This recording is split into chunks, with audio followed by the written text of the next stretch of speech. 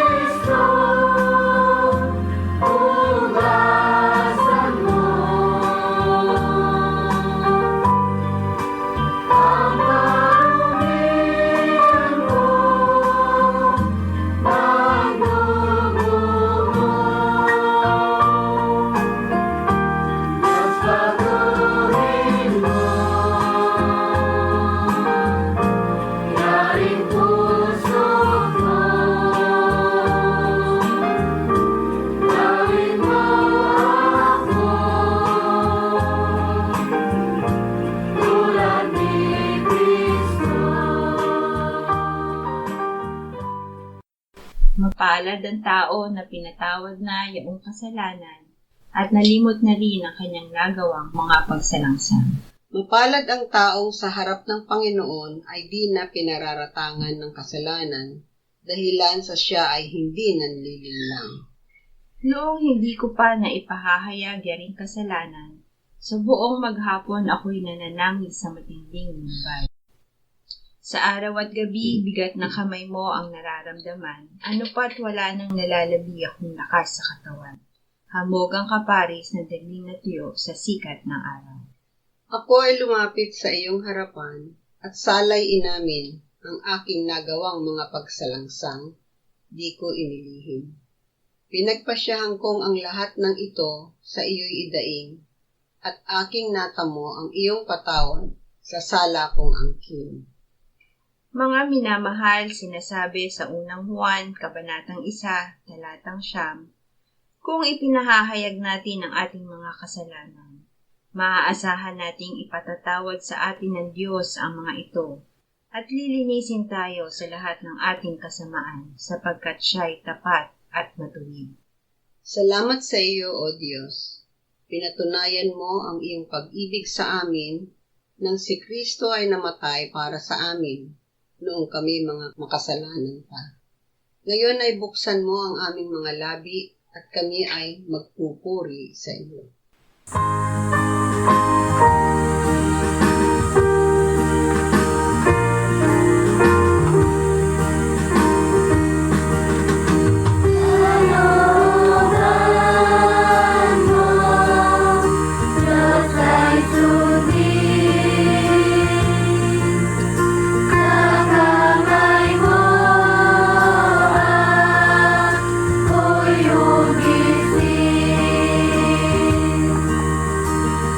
Ako'y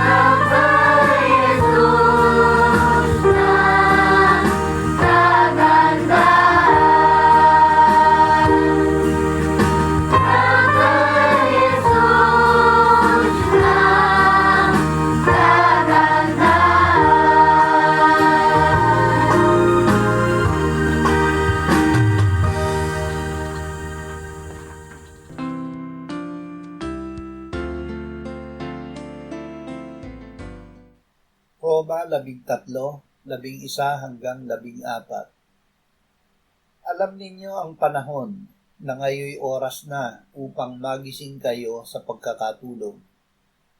Sapagkat ngayon ay higit na malapit na sa atin ang kaligtasan kaysa noong tayo'y sumampalataya ng una. Malalim na ang gabi at ang araw ay malapit na. Kaya't iwaksi na natin ang mga gawa ng kadiliman at ating isakbat ang mga sandata ng liwanag. Lumakad tayo ng maayos gaya ng sa araw, huwag sa kalayawan at paglalasing, huwag sa kalaswaan at sa kahalayan, huwag sa mga away at paninibugo, kundi isuot ninyo ang Panginoong Hesukristo at huwag ninyong paglaanan ng laman upang masunod ang mga pagdanasa nito. Makalalakad ng maayos. Tayo na sumampalataya sa Panginoong Hesus ay makapamumuhay ng maayos. Tayo ay iniligtas ng Ama sa kapangyarihan ng kadiliman at inilipat sa kaharian ng kanyang minamahal na anak, na sa kanya ay mayroon tayong katubusan, ang kapatawaran ng mga kasalanan. Si Kristo ngayon ay nasa atin, kaya't mamuhay tayo na nasa kay Kristo at huwag paglaanan ng laman o sumunod sa mga pagdanasa nito. Awit 16:7-9. Aking pupurihin ang Panginoon na nagbibigay sa akin ng payo, maging sa gabi ay tinuturuan ako ng aking puso.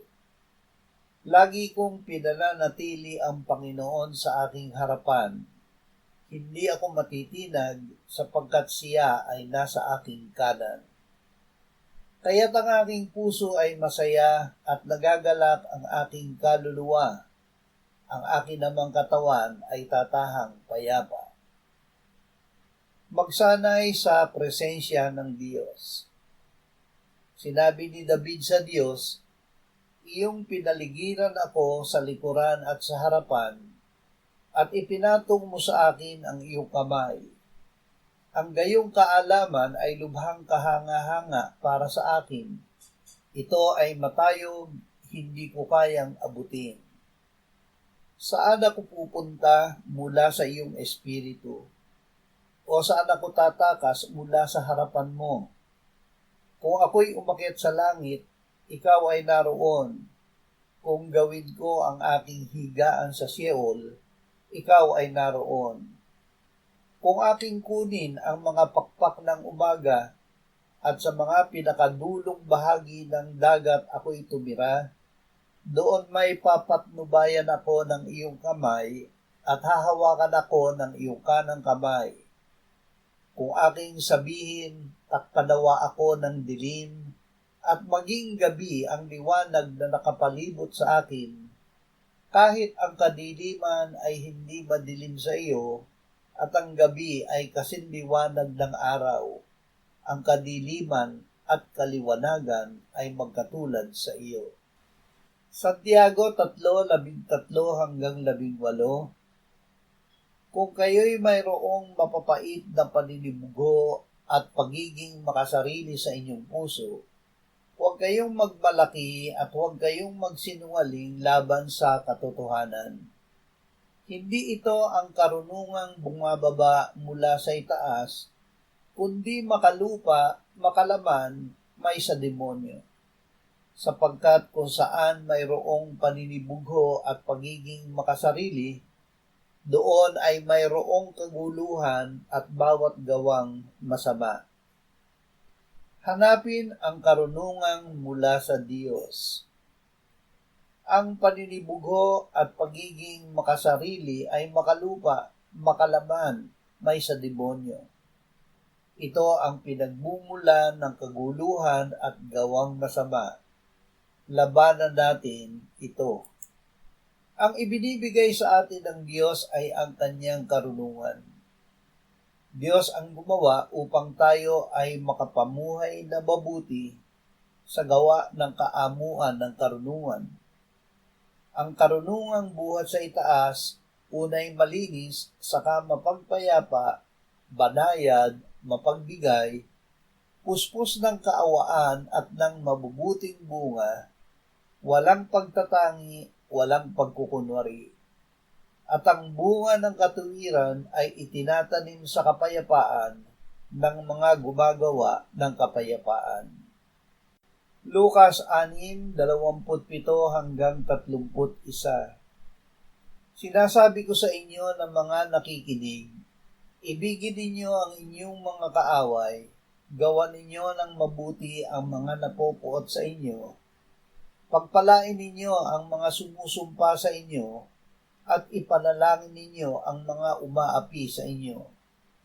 Sa sino mang sumampal sa iyo sa pisngi, iharap mo naman ang kabila, at sa sino mang ubagaw ng iyong balabal, huwag mong ipagkait pati ang iyong tunika. Bigyan mo ang bawat humihingi sa iyo, at kapag inagaw ng sino man ang iyong ari-arian, huwag mo nang bawiin ang mga iyon. Kung ano ang ibig ninyong gawin sa inyo ng mga tao, gayon din ang gawin ninyo sa kanila. Gamitin ang pag-ibig ng Diyos. Hindi natin maiibig ang ating kaaway gamit ang sariling pag-ibig. Magagawa lamang natin ito gamit ang pag-ibig ng Diyos na ibinuhos sa ating puso sa pamamagitan ng Espiritu Santo na ibinigay sa atin. Narito ang pag-ibig, hindi sa tayo'y umibig sa Diyos, kundi siya ang umibig sa atin at sinugo ang kanyang anak na pagtubos sa ating mga kasalanan. Mga minamahal, kung tayo'y inibig ng Diyos ng gayon, nararapat na mag-ibigan din naman tayo sa isa't isa. Walang nakakita kailanman sa Diyos. Kung tayo'y nag-iibigan sa isa't isa, ang Diyos ay nananatili sa atin at ang kanyang pag-ibig ay nagiging sakdal sa atin. Ang utos ni Jesus na tayo ay umibig. Tayo ay makaiibig ayon sa salita ng Panginoong Jesus dahil ang Espiritu Santo ay nananahan sa atin. Sinabi ni Apostol Juan, dito'y nalalaman namin na kami nananatili sa Kanya at Siya'y sa amin, sapagkat binigyan niya kami ng Kanyang Espiritu. At nakita namin at sinasaksihan na sinugo ng Ama ang Anak bilang tagapagligtas ng sanlibutan. Ang sino mang nagpapahayag na si Jesus ay anak ng Diyos, ang Diyos ay nananahan sa Kanya at Siya'y sa Diyos. At ating nalaman at sinampalatayanan ang pag-ibig ng Diyos para sa atin. Ang Diyos ay pag-ibig at ang nananatili sa pag-ibig ay nananatili sa Diyos at ang Diyos ay nananatili sa Kanya. Dito'y naging ganap ang pag-ibig sa atin upang tayo'y magkaroon ng lubos na pagtitiwala sa araw ng paghuhukom. Sapagkat kung ano siya, ay gayon din naman tayo sa sanlibutang ito.